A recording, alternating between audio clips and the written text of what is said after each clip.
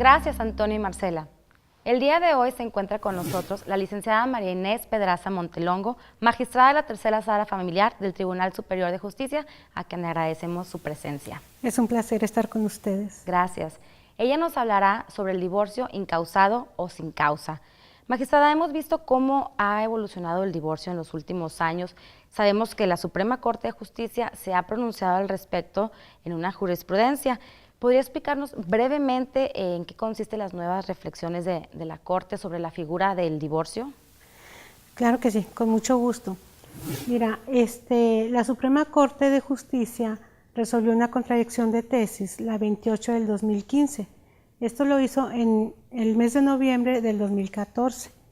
En ella resolvió que debía de atenderse al divorcio incausado porque aquellas legislaciones de Estado, Veracruz y otras análogas como es la nuestra, eran inconstitucionales al establecer causales para poder solicitar el divorcio.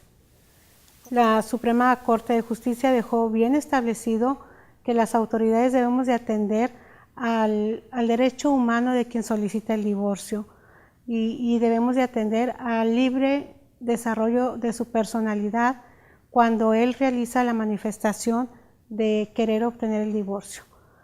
Por ese motivo, todas las autoridades debemos de atender a lo que la Suprema Corte resolvió y de esa manera se procedió por los jueces a desaplicar las causales de divorcio que se contenían en nuestra legislación procesal local.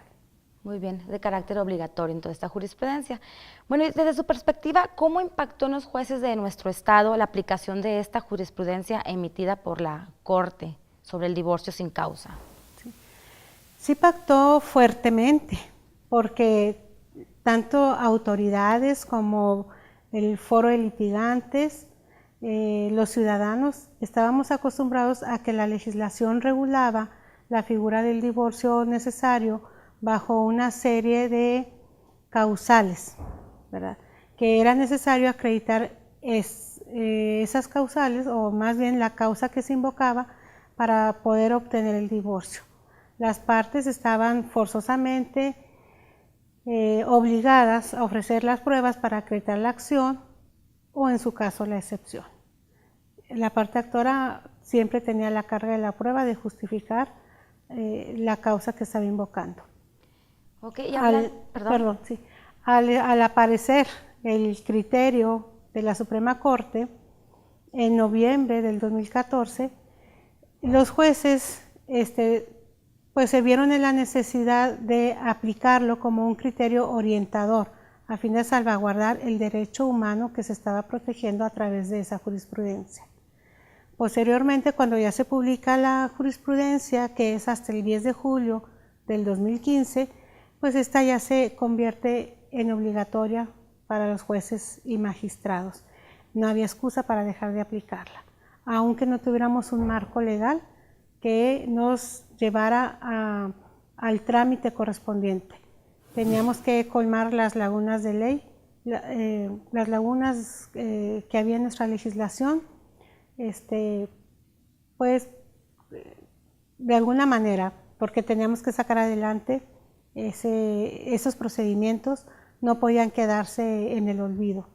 Entonces los jueces fueron muy respetuosos de ese criterio orientador primeramente, y luego ya fue jurisprudencia.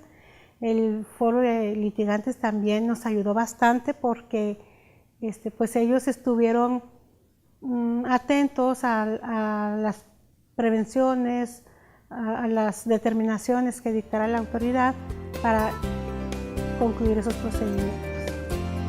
Magistrado, anteriormente, cuando se requería la acreditación de las causales para el divorcio, pues nuestro código contemplaba la declaratoria de cónyuge inocente y de cónyuge culpable. ¿Qué pasó con esas declaratorias? Bueno, ahorita ya quedaron sin ningún efecto, ¿verdad? Porque cuando se promovía el divorcio y se invocaba alguna causal, por decir quién abandonó el domicilio conyugal, quién fue el cónyuge que cometió adulterio, y a raíz de eso el juez tenía que establecer la culpabilidad para alguna de las partes. Pero como actualmente el divorcio incausado ya no se requiere que el reclamo se base en una causal de divorcio, pues entonces ya la culpabilidad quedó a un lado. Para los efectos del divorcio no se hace ninguna declaratoria de cónyuge culpable, porque solamente se está atendiendo a la manifestación unilateral del promovente. Okay. Sabemos que el año pasado usted, junto con la magistrada Graciela Buchanan y también un grupo de jueces de materia familiar, presentaron ante el Congreso del Estado una iniciativa para regular y darle forma legal al divorcio sin causa. ¿Podría platicarnos respecto a esta experiencia?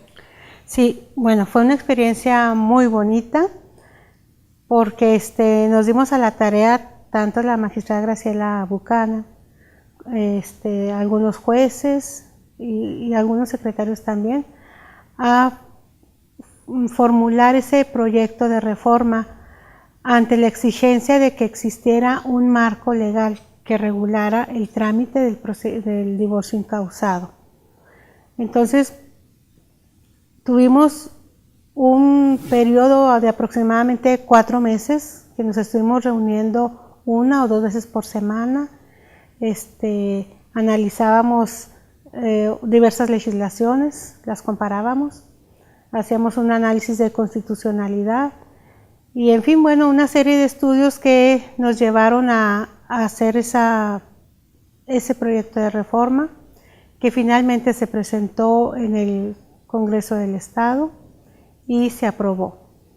En esta tarea tuvimos la precaución de que fuera una reforma integral, o sea que tratáramos de modificar o derogar los artículos que fueran necesarios dentro del Código de Procedimientos Civiles, en el Código Civil del Estado de Nuevo León, la Ley de Arancel, la Ley de Protección a Niñas, Niños y Adolescentes, la Ley del Registro Civil, para que pues todas fueran armónicas entre sí, que todas fueran bien coordinadas.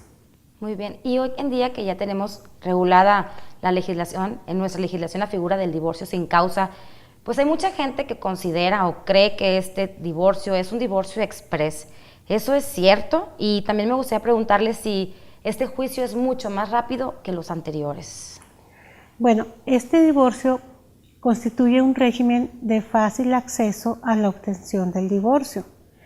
Efectivamente es mucho más rápido que anteriormente, porque vuelvo a repetir, para este tipo de divorcio ya no se exige la acreditación de ninguna prueba. Solamente basta con que la parte que está interesada en su obtención acuda ante la autoridad a manifestar su voluntad de obtener el divorcio para que el juez proceda luego a decretarlo. Aunque haya una posible oposición del otro cónyuge, va a proceder el divorcio.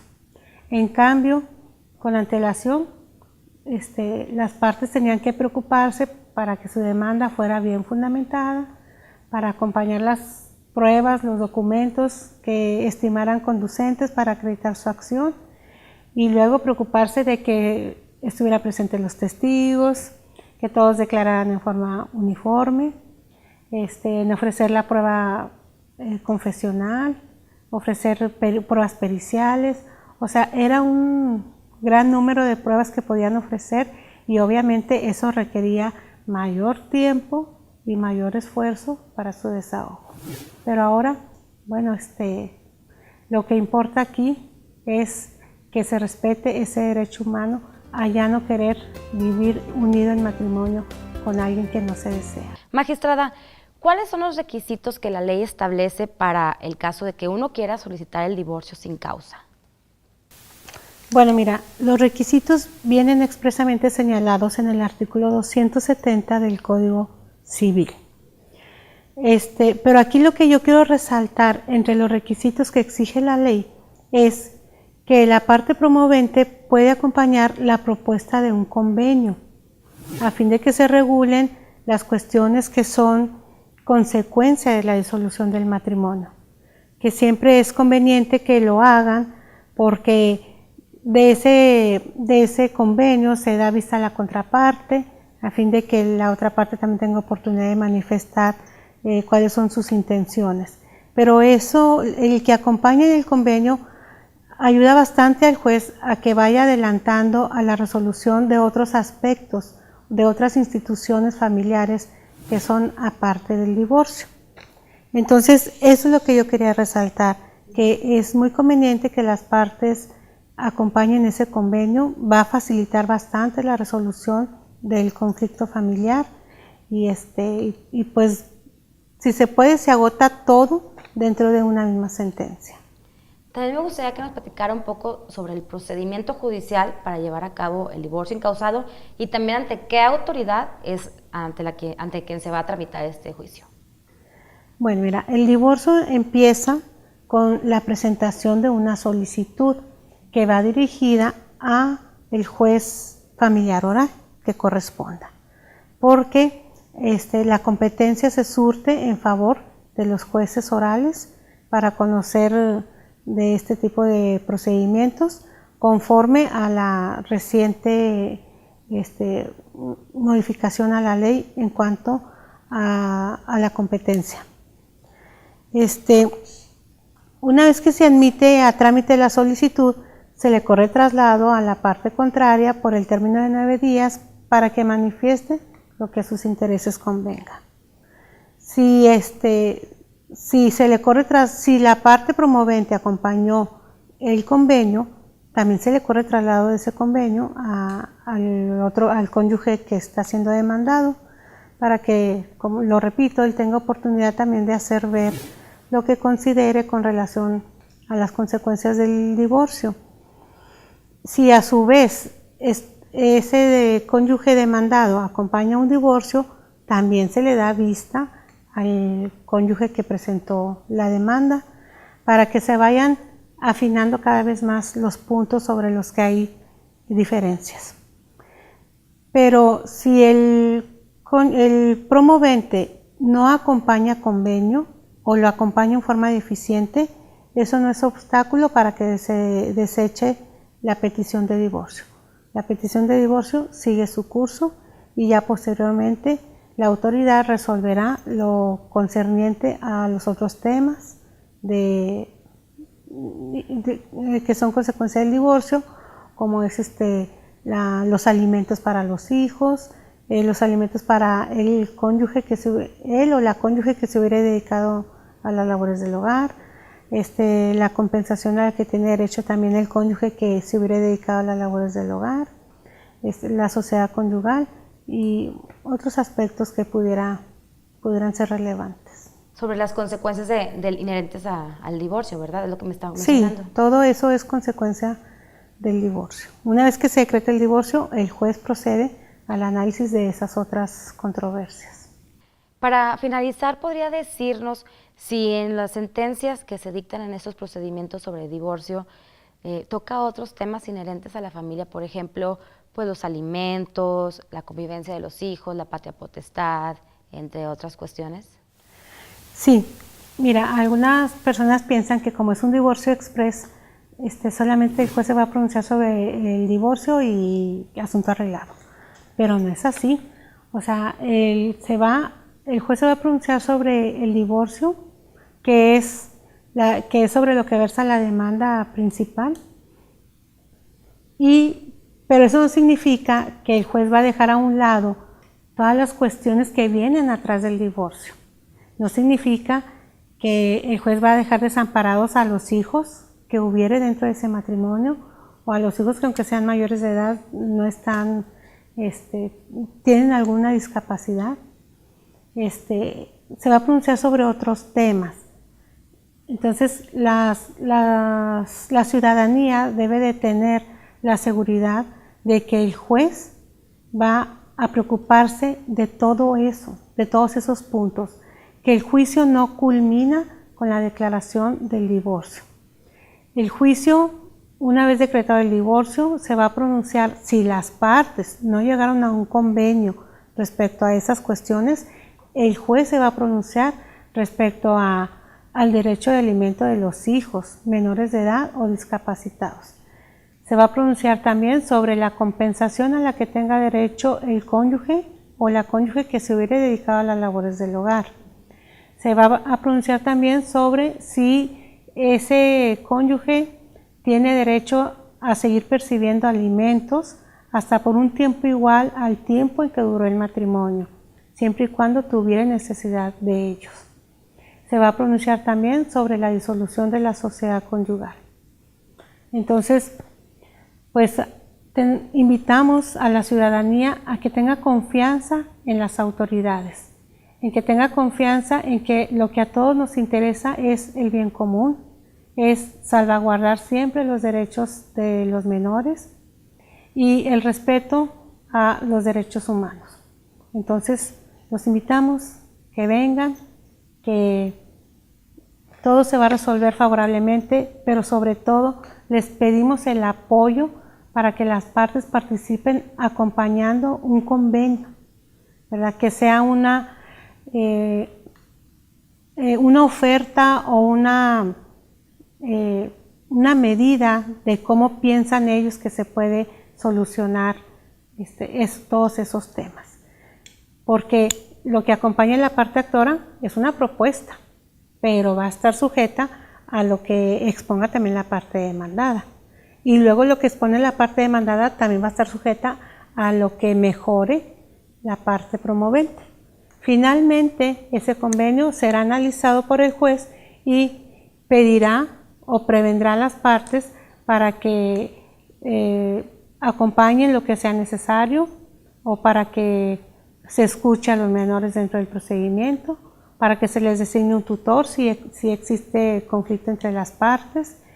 Y pues el juez velará siempre para que el procedimiento se desahogue en forma correcta.